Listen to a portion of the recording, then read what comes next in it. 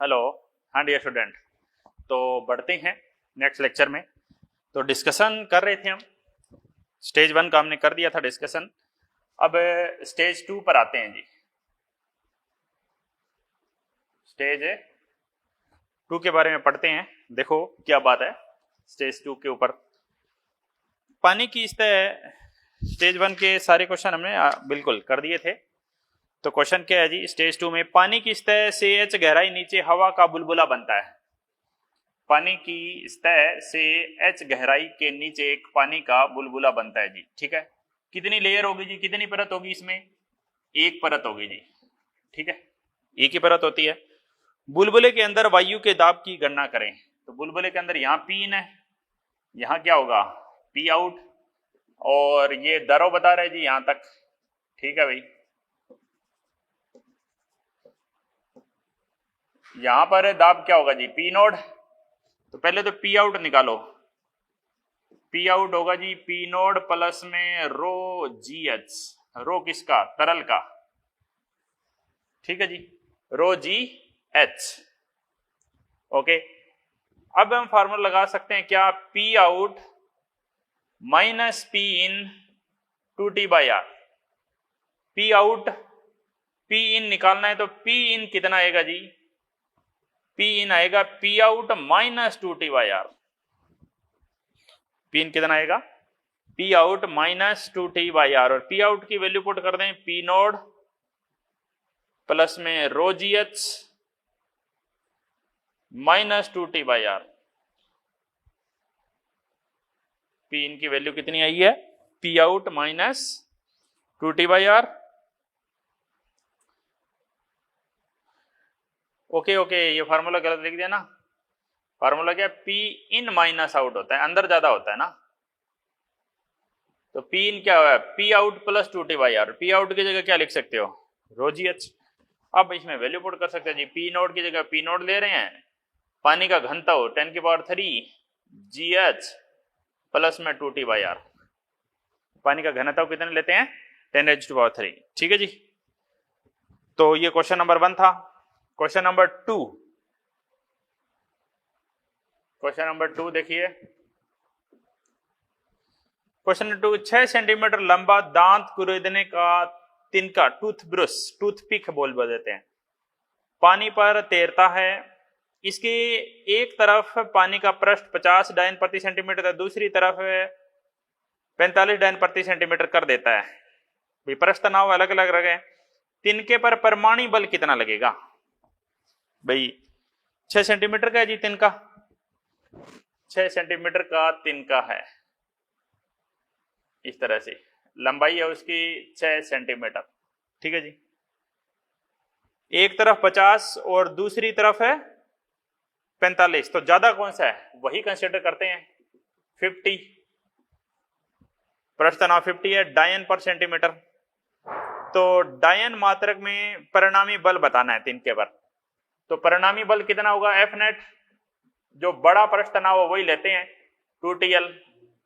2T कितना?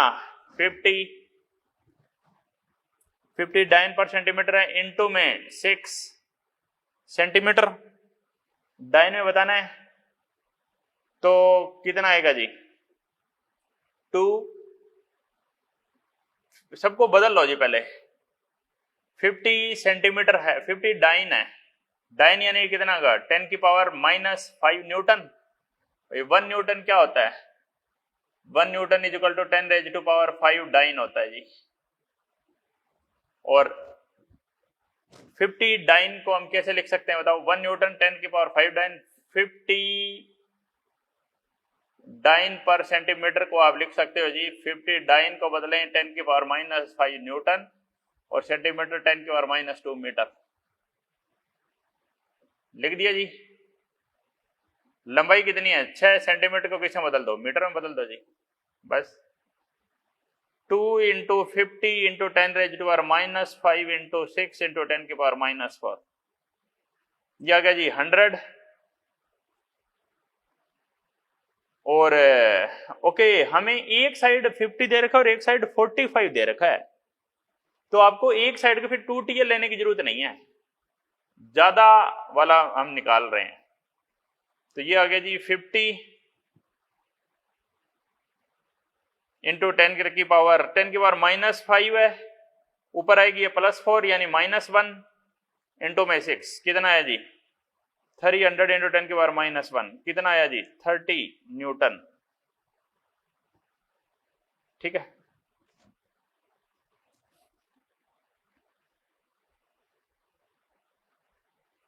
ठीक है जी। ये बल आया, तिनके पर परमाणु बल कितना होगा 30, समझ गए भाई। एक तनाव टी लिया हमने, 6 सेंटीमीटर उसकी लंबाई ली है जी। ठीक है, कोई दिक्कत कोई परेशानी नहीं है। ठीक है, आगे बढ़े, अगली बात पे आ जाते हैं। देखो क्वेश्चन नंबर 3, 0.3 ग्राम का एक तार पानी की सतह पर क्षैतिज रखा है, तार की अधिकतम लंबाई जिसे वह पानी में डूबे नहीं। 0.3 ग्राम एक तार है जी, उसका द्रव्यमान आपको कितना दिया हुआ है 0.3 ग्राम दिया हुआ है, तो W लगेगा जी mg। ठीक है, 0.3 ग्राम का एक तार इसे क्षैतिज रखा गया, तार की अधिकतम लंबाई जिससे वह पानी में डूबे न, पानी में नहीं डूबे तो वही है जी, बल लगाना पड़ेगा 2TL + W। तार की अधिकतम लंबाई जिससे वह पानी में डूबे न, लंबाई निकालनी है, W यहां पर आ गया, तार की अधिकतम लंबाई जिससे वह पानी में डूबे न, ये तो आ गया नेट बल। तो यानी डूबे न, तो ये तो विपरीत दिशा में लग रहा है, तो इन दोनों को क्या होना चाहिए, बराबर हो जाना चाहिए बस। 2TL mg, 2T कितना जी 70 इंटू 10⁻³ लंबाई आपको निकालनी है, W क्या है mg 0.3 ग्राम, किलोग्राम को 10 से कर देंगे तो हो गया जी। ठीक है, तो 10⁻³ से -3 कट गया 3, 170L 3/140। ठीक है जी, यानी 3/14 इंटू 10⁻⁻1, या 1/10 बोल दो दशमलव लगाने के लिए। तो 14 दूना 28, 14 दूना 28, 0.2/10 यानी बोले तो 0.02 मीटर, 0.0 पहला आंसर है जी। ठीक है भाई, ओके आगे बढ़ूं अगली बात पर। ठीक है, कोई कंफ्यूजन, कोई बात समझ ना आई हो?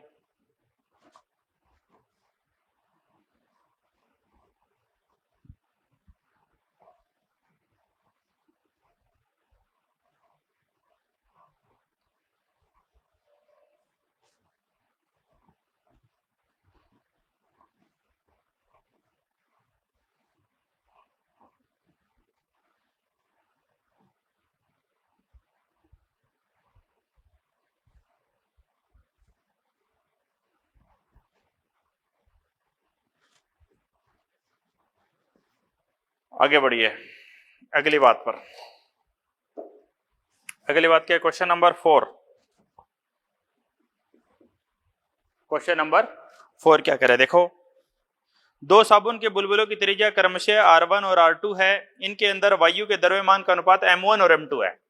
दो वायु के बुलबुले हैं, इनकी त्रिज्या क्या बताओ R1 और R2 है। दो वायु के बुलबुलों की त्रिज्या R1 व R2 है, इनके अंदर वायु के द्रव्यमानों का अनुपात M1 और M2 है। तो वायु के द्रव्यमान का अनुपात निकालना है। वायु इसमें M1 है, इसमें M2 है। वायु के द्रव्यमानों का अनुपात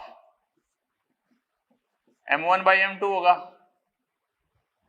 वायु के द्रव्यमानों का अनुपात M1/M2 हमें निकालना है। P क्या यहां पर वातावरण का दाब है। तो क्या फार्मूला लगाएं, देखो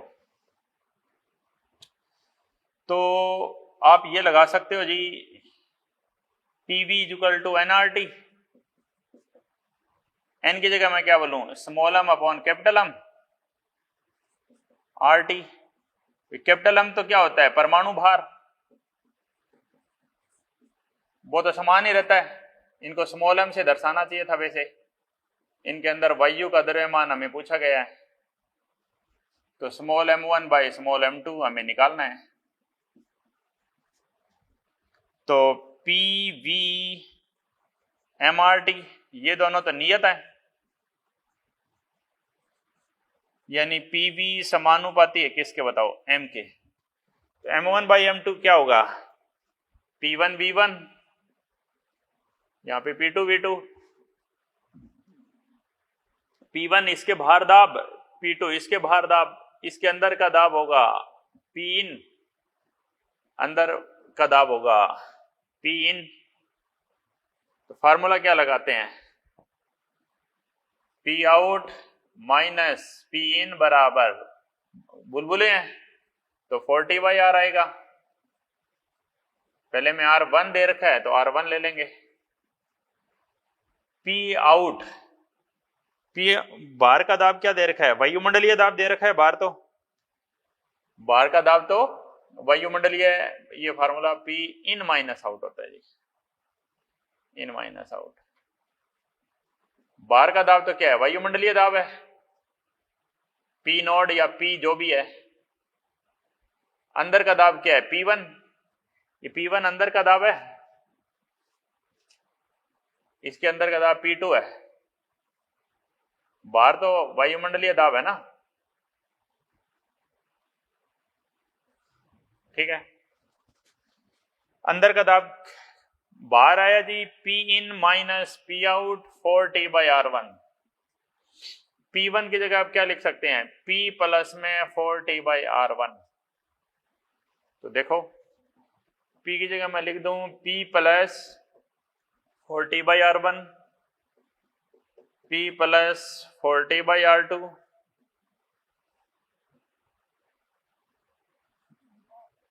उसके बाद है V1 और V2।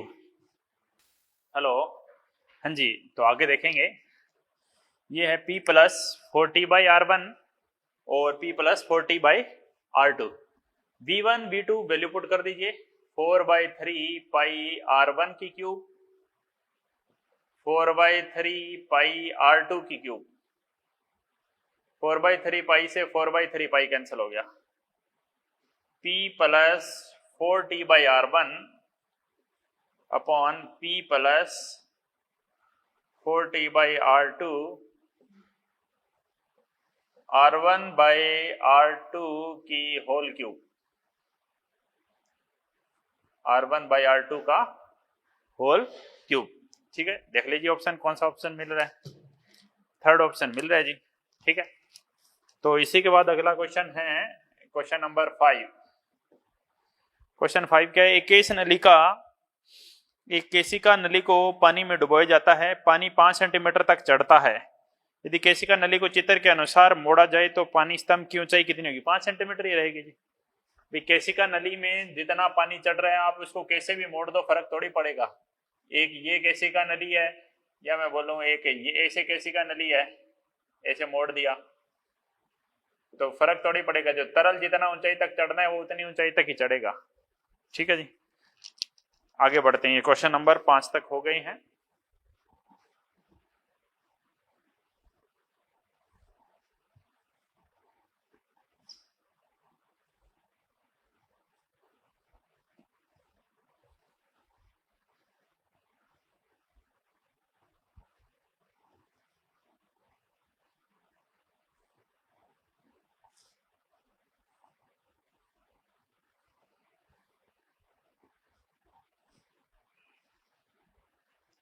हाँ जी, आगे देखते हैं। नेक्स्ट है कि 2 मीटर लंबी एक लकड़ी की 2 मीटर लंबी लकड़ी की घड़ी पानी की सतह पर तैर रही है। पानी का पृष्ठ तनाव 0.07 न्यूटन पर मीटर है। लकड़ी के एक और साबुन का घोल डाल देने पर पृष्ठ तनाव घटकर इतना हो जाता है, तो छड़ पर परिणामी बल, ये तो वही है जी। भाई बाद में पृष्ठ तनाव घोल दिया, बाद में पृष्ठ तनाव कम हो गया, तो बल तो उसकी वजह से लगेगा ना। तो देखो, तो पृष्ठ तनाव T की वैल्यू कितनी है, बाद में होगी 0.06 न्यूटन पर मीटर। भाई बाद में जो पृष्ठ तनाव घटा है तो बाद में नया बल आएगा ना, हमें तो उसके हिसाब से काम करना है जो नया बल है। तो देखेंगे तनाव हो गया 0.06 न्यूटन पर मीटर, ठीक है। तो हमें क्या निकालना है, परिणामी बल F निकालना है। F की वैल्यू क्या होती है 2TL। छड़ पर परिणामी बल आपको ज्ञात करना है जी। और कितनी मीटर लंबी है, 2 मीटर लंबी है। 2T 0.06 न्यूटन पर मीटर है और 2 मीटर है, तो ये देख लो 2 × 2 4 की मल्टीप्लाई करो 0.06 से।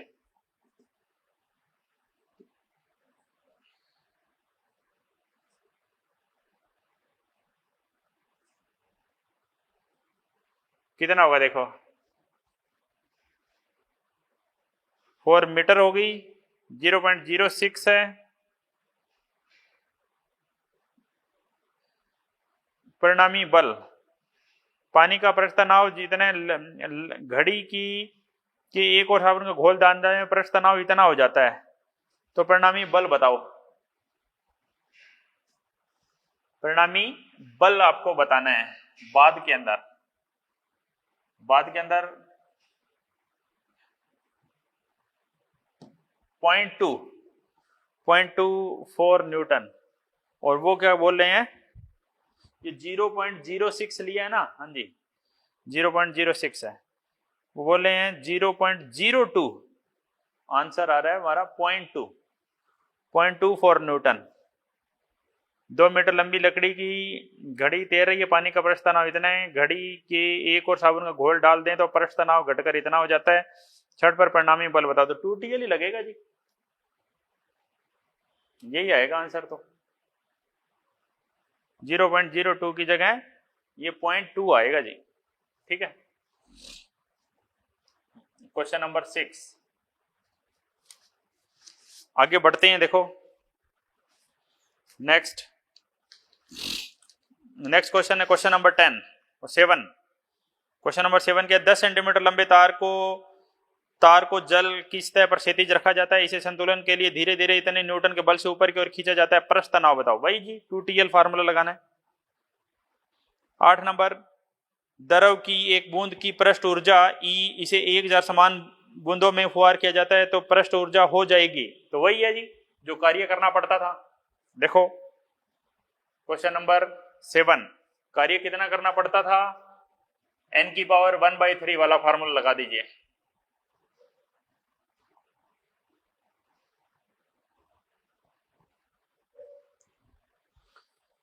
दस सेंटीमीटर लंबे नहीं क्या है, द्रव की एक बूंद की पृष्ठ ऊर्जा E है।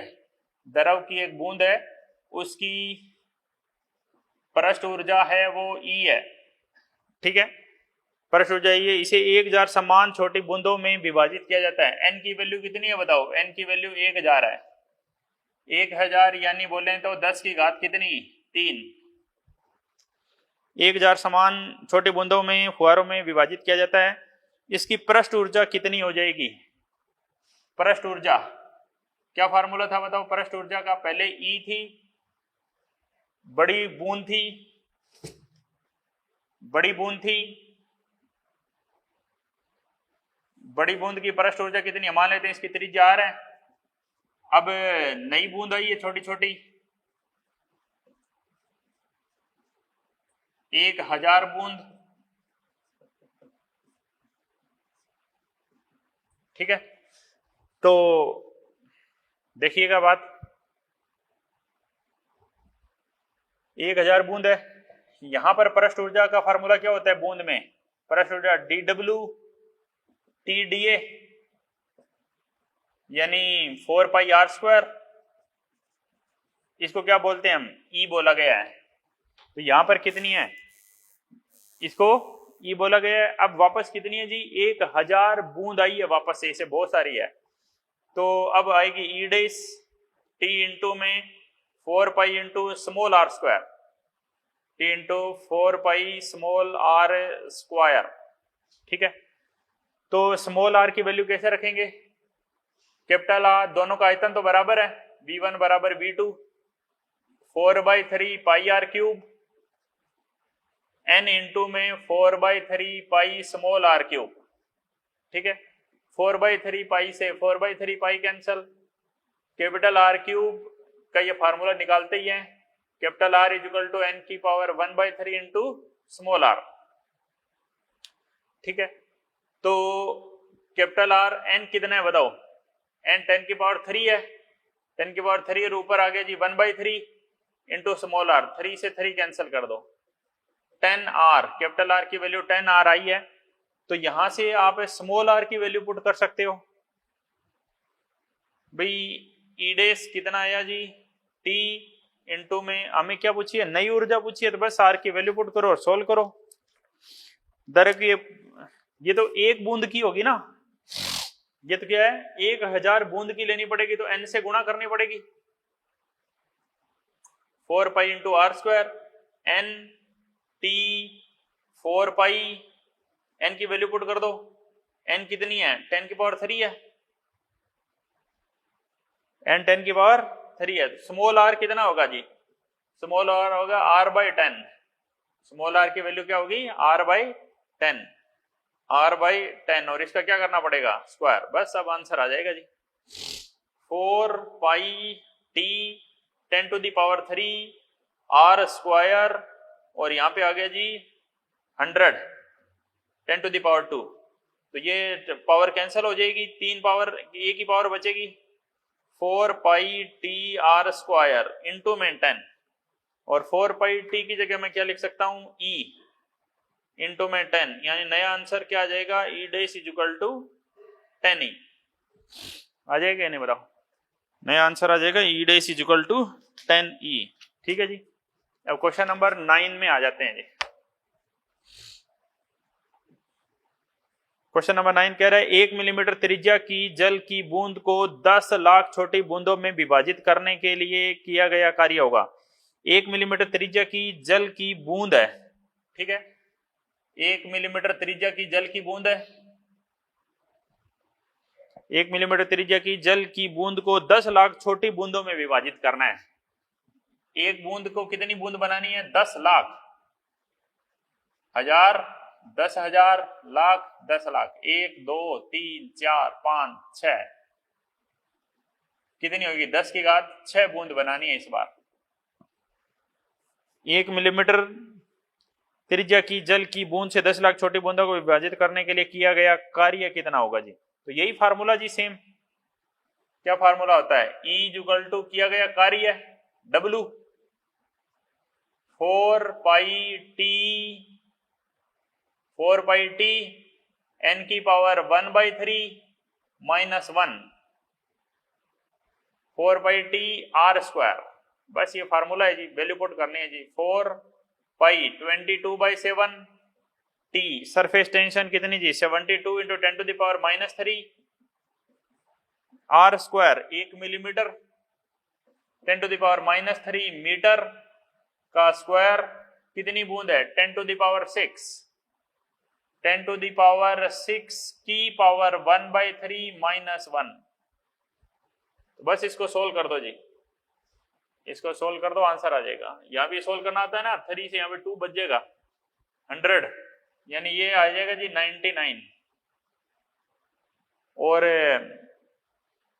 1 मिलीमीटर थी, 1 मिलीमीटर को आप मीटर में बदलोगे, 10 टू द पावर -6 ये हो गया जी, 10 टू द पावर -3 ये हो गया, और इसको आप सोल्व कर लीजिए अप्रोक्सीमेट, 88 इंटू 72/7।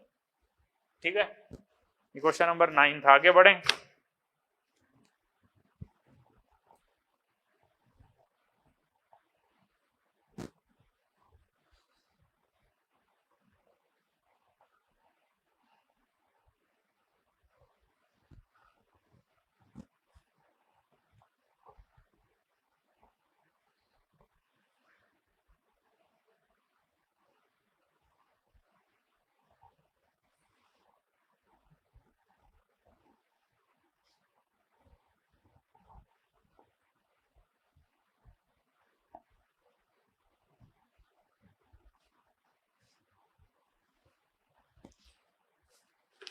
अगली बात पे बढ़ते हैं। अगली बात क्या देखो, क्वेश्चन नंबर 10। क्वेश्चन नंबर 10 क्या कहते हैं देखो, धात्विक तार के फ्रेम का क्षेत्रफल है, इसमें साबुन बिलियन की फिल्म स्थित है। यदि फ्रेम का क्षेत्रफल 50% कम हो जाए तो साबुन की फिल्म में ऊर्जा परिवर्तित होगी। भाई पहले फ्रेम का क्षेत्रफल 50% कम कर रहे हैं हम, क्षेत्रफल 50%, तो फिल्म में ऊर्जा समानुपाती होती है जी, टी थोड़ी बदलेगा। ऊर्जा क्या होती है बताओ, टी डी ए। ऊर्जा क्या होती है, टी इंटू डी ए। तो E T into D A हो गया। टी की वैल्यू तो बदलेगी नहीं, क्षेत्रफल बदल रहे हो, तो ये 50% हुआ, तो ये भी तो 50% हो गया। बस क्या कह रहे हैं, यदि फ्रेम का क्षेत्रफल 50% कम हो जाए तो साबुन की फिल्म में ऊर्जा 50% परिवर्तित हो जाएगी जी। ठीक है। 11 नंबर देखो क्या कहता है, एक बेलनाकार बर्तन जिसकी तलहटी में 0.2 मिलीमीटर त्रिज्या का एक छेद पानी से भरा जाता है। पानी का पृष्ठ तनाव 70 डाइन प्रति सेंटीमीटर पारदर्शी घनत्व, अधिकतम ऊंचाई बर्तन पानी में भरा जाएगा जी। तो रो जीएच का फार्मूला लगाना है। ठीक है, उसको बेलनाकार पात्र को केस नली मान के चलना है जी। ठीक है, तो ठीक है, अगला देखिए। इसी तरह ये 12 नंबर क्वेश्चन है, पृष्ठीय क्षेत्रों का अनुपात दाब आदि के एक दूसरे विलयन के बुलबुले से 3 गुना है, तो पृष्ठीय क्षेत्रों का अनुपात बताइए। पृष्ठीय क्षेत्रफल 4πr², 3 गुना है तो डायरेक्ट 1:9 आ जाएगा जी। समझ गया ना बात।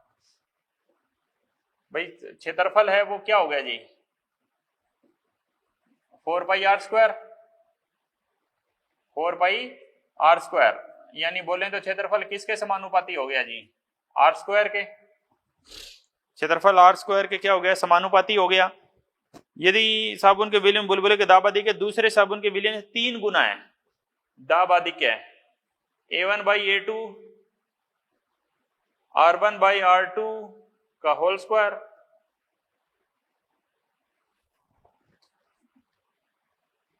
दाब आदि के दूसरे साबुन के बुलबुले 3 गुना, तो पृष्ठीय क्षेत्रफल का अनुपात, पृष्ठीय क्षेत्रफल का अनुपात त्रिज्या के अनुपात से होगा। दाब आदि क्या क्या होगा, एक का दाब 3 गुना दूसरे का दाब। दाब आदि के दूसरे साबुन के बुलबुले के 3 गुना है, तो दाब आदि के क्या होता है साबुन के बुलबुले में 4T/R1 होगा जी। 4T/R1, 4T/R2, 4T से 4T कैंसल, यानी मैं बोलूं कि R1/R2 1:3 है। 1:3 का स्क्वायर कर दें तो ये 1:9 आंसर आ जाएगा जी, फर्स्ट आंसर। समझ पा रहे हैं बात। ठीक है, क्वेश्चन नंबर 13 पे आता हूं।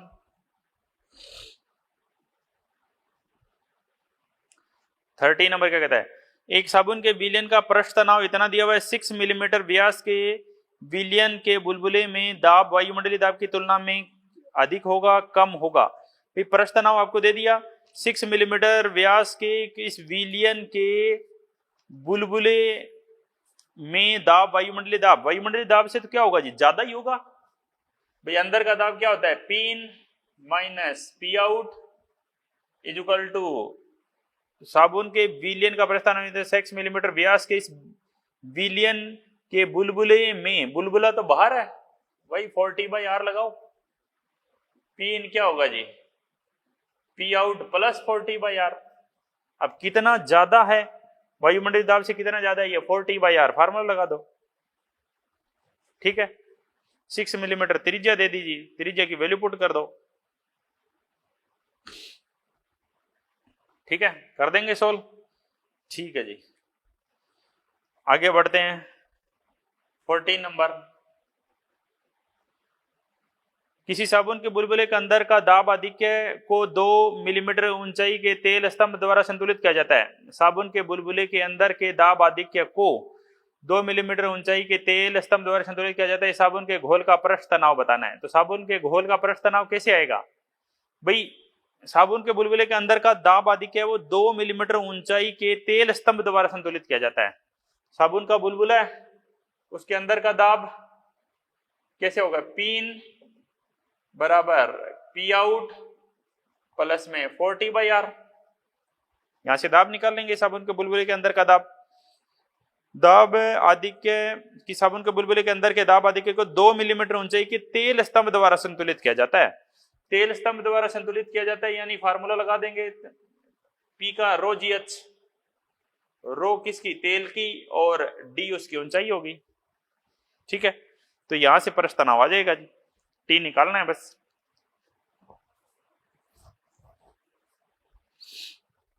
तो ये आप ये पी किसकी जगह पुट करेंगे, ये डेल्टा पी की जगह पुट करेंगे, क्योंकि दाब आधिक्यत यही होता है ना, P in minus P out 40/r। P in minus P out क्या हो गया जी, डेल्टा पी। डेल्टा पी क्या हो गया जी, रो जी एच। रो किसका लेना है, तेल का लेना है, 40/r। ठीक है, आर की वैल्यू दे रखी है, डी दे रखा है, एच दे रखा है, आर डी एच सब दे रखा है, टी निकालना है जी। यहां से टी सोल्व कर दीजिए। ठीक है जी, बढ़े आगे अगली बात पर।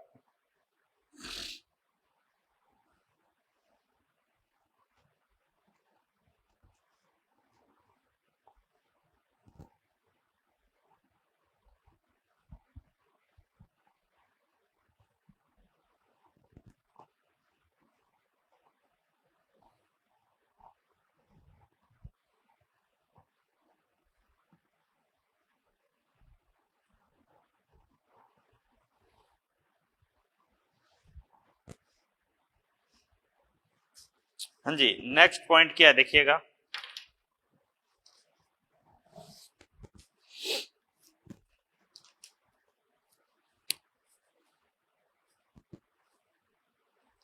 एक ऊर्ध्वाधर केस नली में द्रव 2 सेंटीमीटर की ऊंचाई तक चढ़ता है।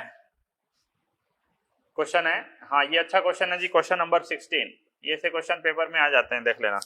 ऊर्ध्वाधर केस नली में द्रव 2 सेंटीमीटर ऊंचाई तक चढ़ता है। अभी एक नली है इस तरह से, उसमें द्रव मान लेते हैं h ऊंचाई तक चढ़ता है। ठीक है, यहां से हम ऊंचाई ले रहे हैं जी, इस बिंदुओं से। यहां से मान लेते हैं द्रव इसमें यहां तक चढ़ता है जी।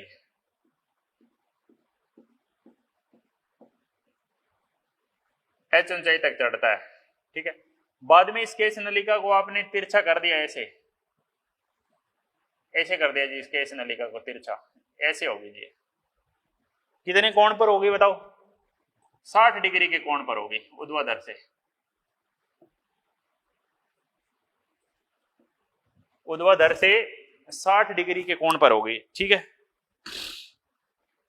ऊर्ध्वाधर केस नली में द्रव 2 सेंटीमीटर ऊंचाई तक चढ़ता है। यदि केस नली को ऊर्ध्वाधर 60 डिग्री कोण पे झुका दिया जाए तो द्रव नली में कितनी ऊंचाई तक चढ़ जाएगा।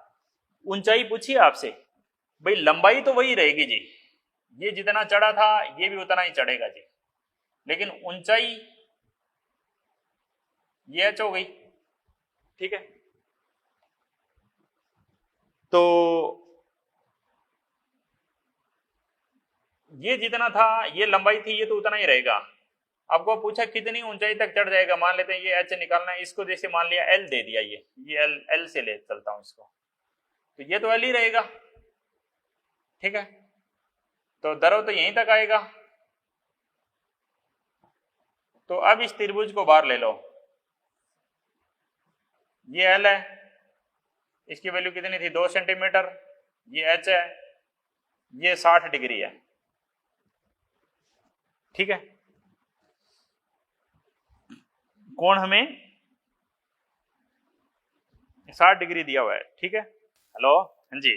तो देखिए यहां पर जो ये पूछा गया है कि 60 डिग्री कोण में झुका दिए हैं तो द्रव नली में कितनी लंबाई तक चढ़ जाएगा। ऊंचाई नहीं पूछी है, लंबाई पूछी है। लंबाई भैया आप ये देखो, ये लंबाई आपसे पूछी गई है जी।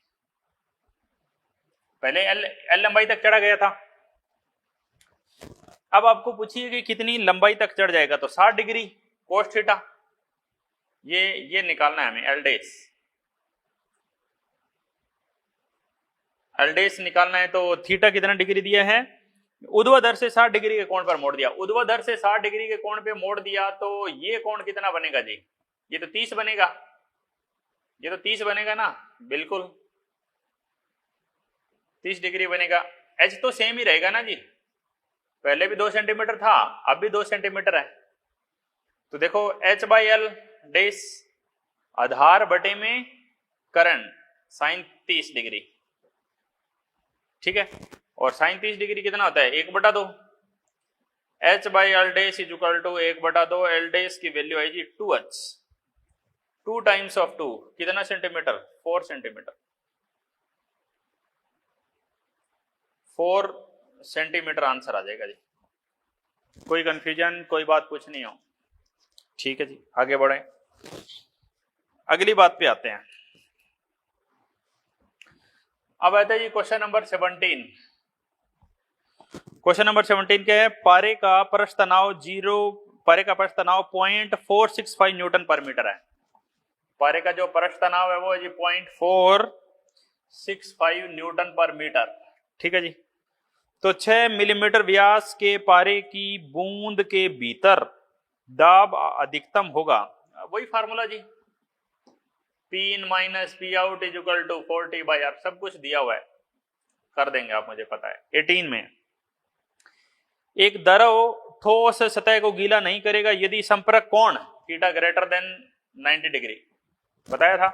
2 उदाहरण भी बताए थे, जब थीटा 120 हो, या वो थीटा 120 क्या, एक तो पारा और कांच के बीच में होता है, एक पारा और एल्कोहल के बीच में होता है, ठीक है।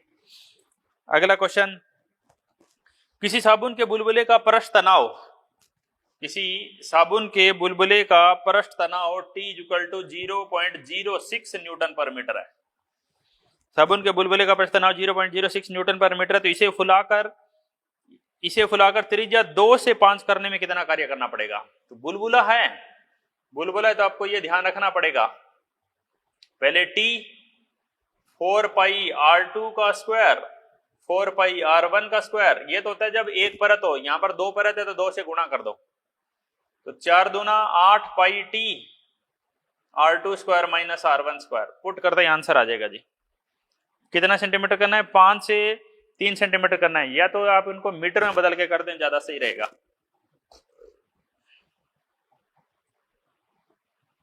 T कितना 0.06 R2 square minus R1 square, ठीक है। सोल्व कर दो, जूल में आ जाएगा, उसको मिली जूल में बदल लेना। 20 नंबर कहता है यदि केश नलिका का व्यास दुगना कर दिया जाए तो नली में चढ़े गए द्रव की ऊंचाई आधी हो जाएगी जी। ये फार्मूला बताया हुआ है जी, H व्युत्क्रमानुपाती होता है भाई R के। क्वेश्चन नंबर 20 है। क्वेश्चन नंबर 21, केश नली में जल की वक्राकार सतह के नीचे दाब होगा। वक्राकार सतह के नीचे, केश नली में जल की वक्राकार सतह के नीचे का दाब क्या होगा, ऊपर वाले के दाब से कम होता है, बिल्कुल। ये होती है जी केश नली, ऐसे होती है केश नली। यहाँ का दाब P1 है और यहाँ का दाब क्या है, P2।